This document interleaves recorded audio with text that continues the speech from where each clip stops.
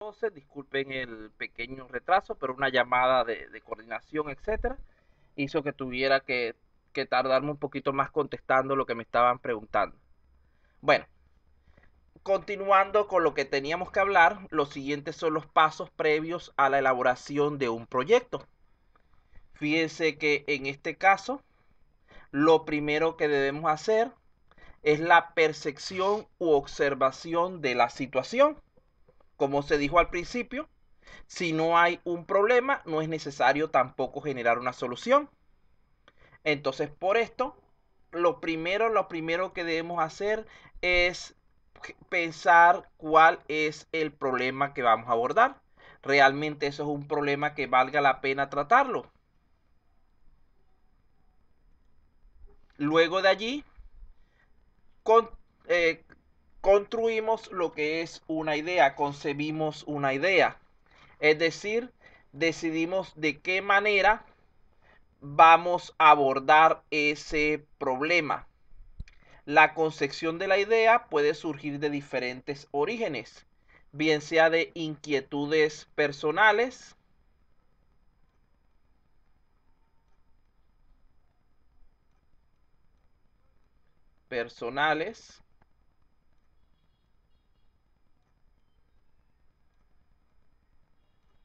ajá, bien sea por encargo,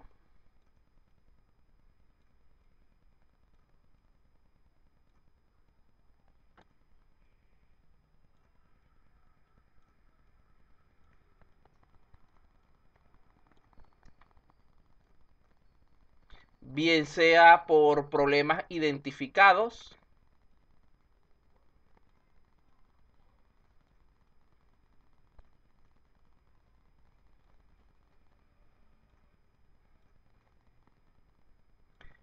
etcétera. Ahora bien, estas son las tres formas básicas de que puede surgir una idea, que puede surgir la necesidad de resolver un problema. ¿A qué se refiere cuando se habla de inquietudes personales?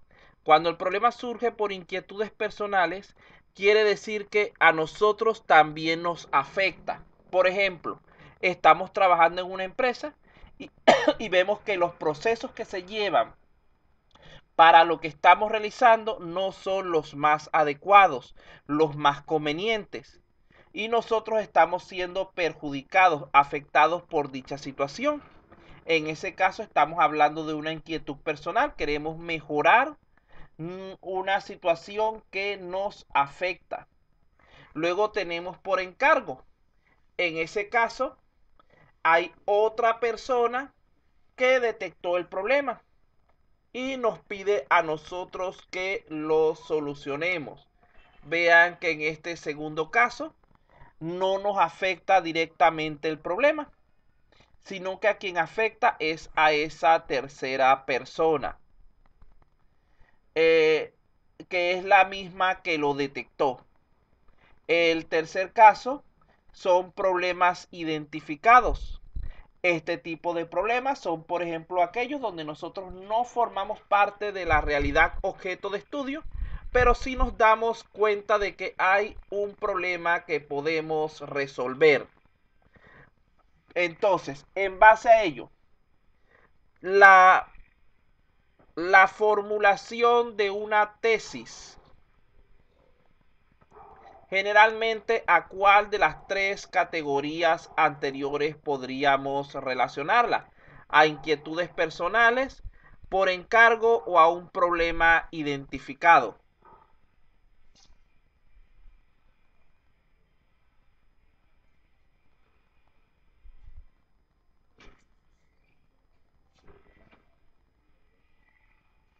¿Aló? Sí tengo audio, ¿verdad? ¿Me escuchan? Ah, aquí alguien contestó. Sí, es un problema identificado porque realmente por lo general nosotros no hacemos la tesis sobre un problema que nos afecta a nosotros mismos, sino sobre un ente externo, sobre una comunidad, sobre una empresa a la cual habitualmente nosotros no pertenecemos. Ahora bien, el proyecto que yo les estoy pidiendo que hagan para el curso, ¿en cuál de las tres categorías caería? inquietud personal, por encargo o problema identificado.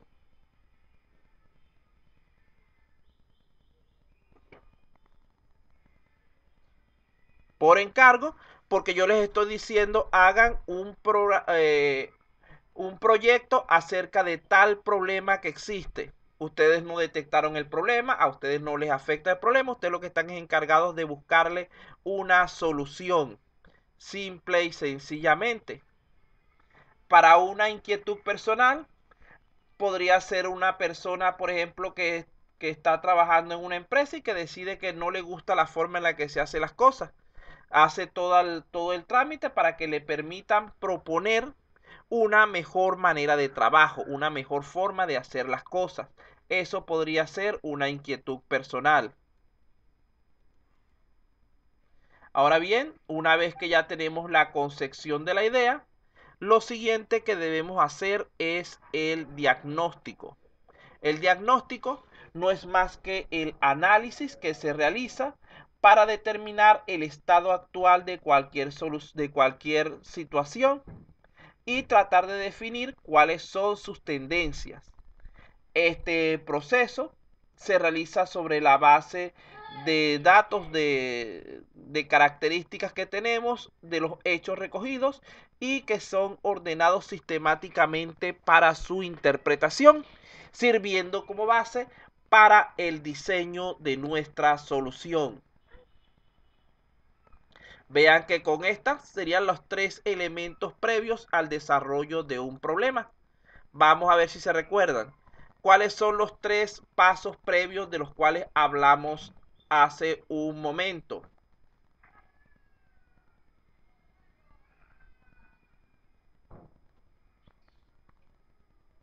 ¿Qué es lo primero que tenemos que hacer?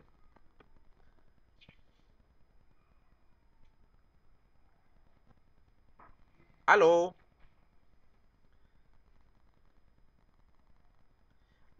Bueno, vamos a ir avanzando porque si no nos vamos a quedar mucho porque están como mudos, muchachos. Traten de hablar un poquito más.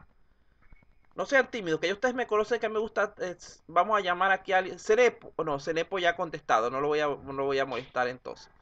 Denis Gabriel Bonifacio. Hablamos hace un momento de tres pasos previos a la elaboración de un proyecto. ¿Cuáles eran?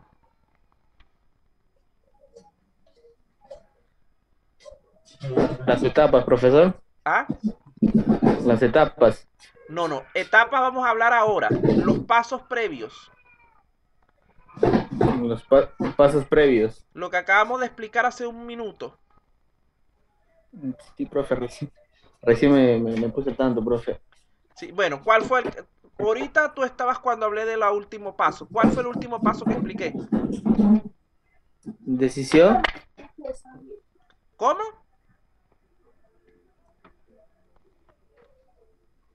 Vamos a repetirlo rápidamente.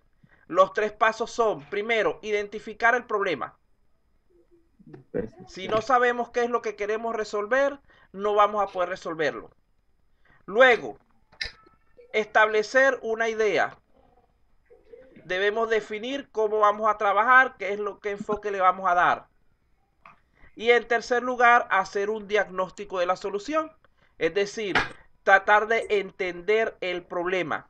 Esos son nuestros tres pasos previos a la solución o a la elaboración de cualquier tipo de proyecto. Ahora sí.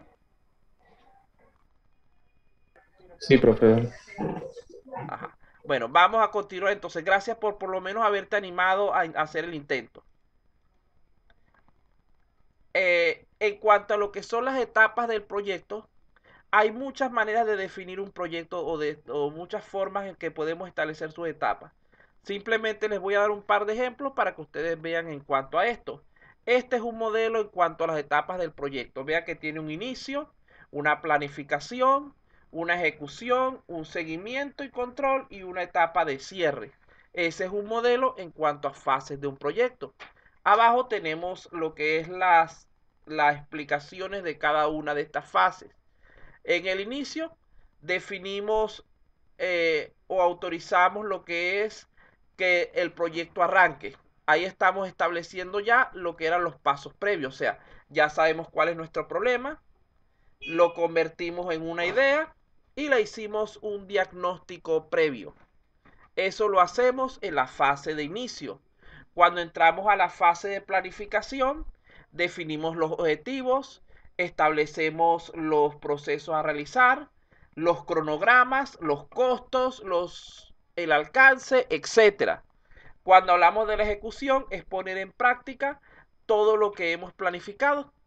En ese caso, vamos a integrar lo que es el recurso humano, los recursos materiales, económicos, etcétera, para llevar a cabo el plan establecido.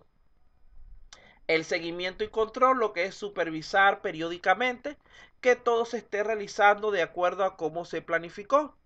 Y si existe alguna alteración, alguna variación significativa, aplicar los correctivos necesarios.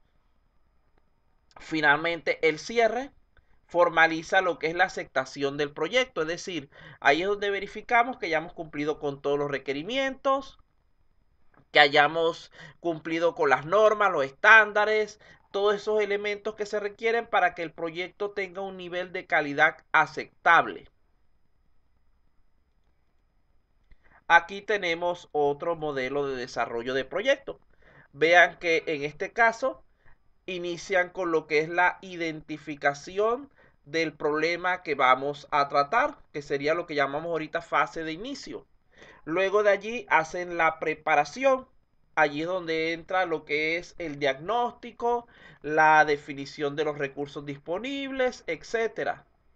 Luego de allí hacen lo que es la apreciación y la aceptación. Esto lo que es un proceso de depuración de en base a todos los elementos que podemos darle a ese proyecto, cuáles son los más relevantes para nuestros intereses.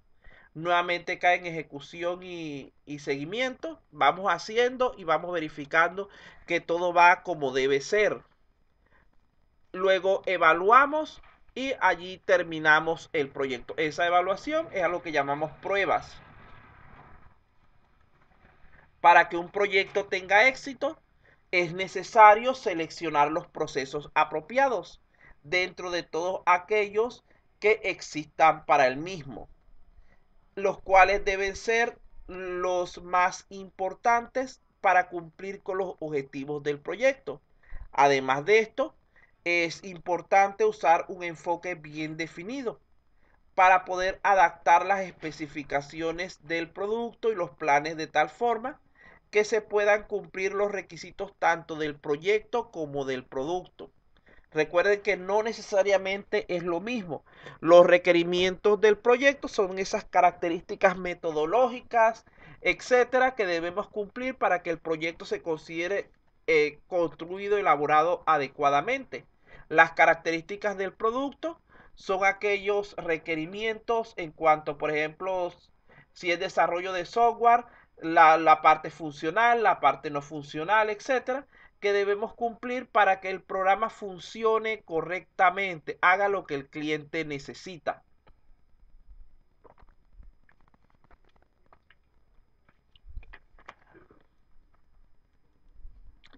Además de esto, como ya dijimos, debemos cumplir con lo que son los requerimientos, necesidades, expectativas de los interesados, es decir, del cliente, de los usuarios, equilibrando las demandas concurrentes de alcance, de tiempo, de costos, de calidad y recursos y riesgos para producir un producto óptimo.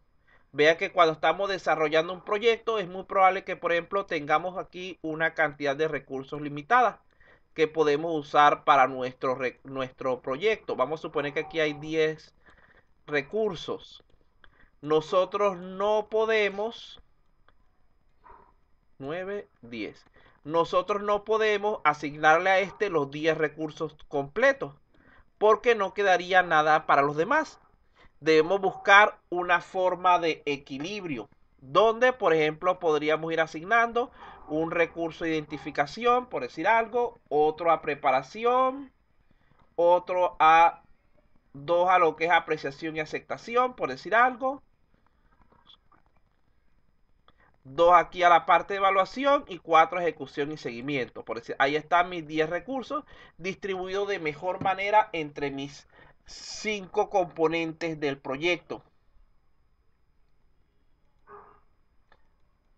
No necesariamente todos deben tener la misma cantidad de recursos, sino que hay que buscar realmente cómo optimizamos eso. Aquí tenemos el ciclo de vida común de un proyecto, bastante simplificado. Empezamos por aquí. Ajá. Planificamos, hacemos, revisamos lo que acabamos de hacer. Este actuar significa es corregir, actualizar sería más bien actualizar. Vamos a poner aquí que es mejor término. Actualizamos el estado, volvemos a planificar, volvemos a hacer, revisar, etcétera. Vean que es un ciclo, no es infinito porque en algún momento vamos a terminar, pero sí es bastante repetitivo. Esto implica que debemos conocer qué trabajo técnico se debe realizar en cada fase del proyecto. Por ejemplo, en qué fase hay que utilizar los servicios de un administrador de base de datos. ¿Cuándo vamos a necesitar el diseñador gráfico? ¿Cuándo vamos a trabajar con un tester? También debemos conocer cuándo se deben generar los distintos entregables. ¿Quién los revisa? ¿Cómo se revisan? ¿Cómo se validan? También es importante conocer quién está involucrado en cada fase. Por ejemplo, quién va a ser la persona encargada del levantamiento de los requerimientos o las personas, quién va a diseñar los modelos, quién se va a encargar de la base de datos, etcétera. Especialmente, mientras más grande sea el grupo de trabajo, hay también que tomar mayor conciencia, mayor cuidado con este tipo de detalles, lo cual implica buscar las mejores formas para controlar y aprobar cada una de las fases, cada uno de los procesos que se van haciendo.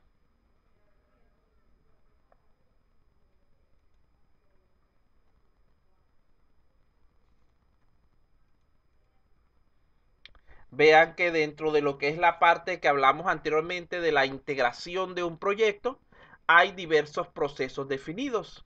En primer lugar, hay que desarrollar un acta de constitución del proyecto. Esta tiene como objetivo principal autorizar de manera formal que el proyecto inicie, documentando los primeros requerimientos, necesidades y expectativas de los interesados. Luego de allí, desarrollamos el plan de dirección del proyecto. Este es el proceso que define, prepara, integra y coordina todas las actividades del proyecto, tanto a nivel de tiempo como de alcance, de costo, de calidad, etc. El plan de gestión del proyecto siempre debe tener una respuesta, tal como ejecutar, monitorear o cerrar el proyecto. La característica de elaboración progresiva de un proyecto, es decir, de elaboración gradual, como dijimos ya, se ve reflejada claramente en este segundo documento, puesto que el plan debe ser actualizado ante cualquier cambio aprobado del proyecto. Lo tercero sería, vamos a poner aquí, 1, 2, 3. El tercer elemento sería dirigir y gestionar la ejecución del proyecto. Este proceso debe llevarse a cabo de manera en la que se definió en el plan del proyecto, de tal manera que se logren los objetivos establecidos. Los entregables son producidos y la información acerca del estado del trabajo se recolecta para ser entregada a los interesados. Este proceso realiza también lo que es la implementación de cambios aprobados, manifestados como acciones correctivas, preventivas o reparación de defectos. El número 4 consiste en monitorear y controlar el trabajo del proyecto. Este es un proceso que el gerente de proyecto realiza a lo largo del mismo e incluye recolectar, medir, distribuir la información del rendimiento de lo que se está haciendo, pero a su vez busca explotar dicha información a través del análisis de tendencia, ajuste de métricas y mejora de procesos. Es una actividad constante del equipo del proyecto determinar las acciones correctivas y preventivas o replanificar algún aspecto de tal manera que solucione un problema encontrado durante lo que es el ciclo de vida del proyecto. Entonces, como pueden ver, son muchos los aspectos que se abarcan dentro de esta gestión de la integración. El quinto aspecto sería control integrado de cambios. Falta aquí la B. Nunca lo corrijo. Bueno, este es un proceso donde se decide si un cambio solicitado será implementado o no. Para ello debemos seguir un procedimiento que incluya en primer lugar la solicitud o requerimiento de cambio, luego su análisis y aprobación o rechazo y el mantenimiento actualizado de lo que es la documentación de nuestro proyecto. Es decir, si hacemos un cambio, debemos actualizar nuestra documentación para reflejar dicha información. Por último, en cuanto a la integración, sería la fase de cerrar un proyecto. Pero antes de ello debemos recordar que en un proyecto los cambios son inevitables y pueden ser solicitados por cualquier interesado involucrado en el proyecto o en la actividad en particular. Su factibilidad de implementación debe estar basada en analizar el impacto que tendrá ese cambio en la triple restricción, que es alcance, tiempo y costo, y cómo afectará a la calidad de nuestro sistema. Ahora sí, entramos en lo que es cerrar el proyecto. Esto consiste en asegurar y formalizar la finalización del trabajo, a tal punto que el líder de proyecto deberá realizar la revisión de todos los cierres de cada una de las fases previas. Es decir, si tenemos un proyecto dividido en etapas, debemos estar seguros de que cada etapa cerró adecuadamente antes de cerrar el proyecto completo, para garantizar que el proyecto se encuentra dentro de los objetivos que fueron definidos para el mismo. Cualquiera sea la razón por la cual un proyecto termine, este debería pasar por un proceso de cierre formal.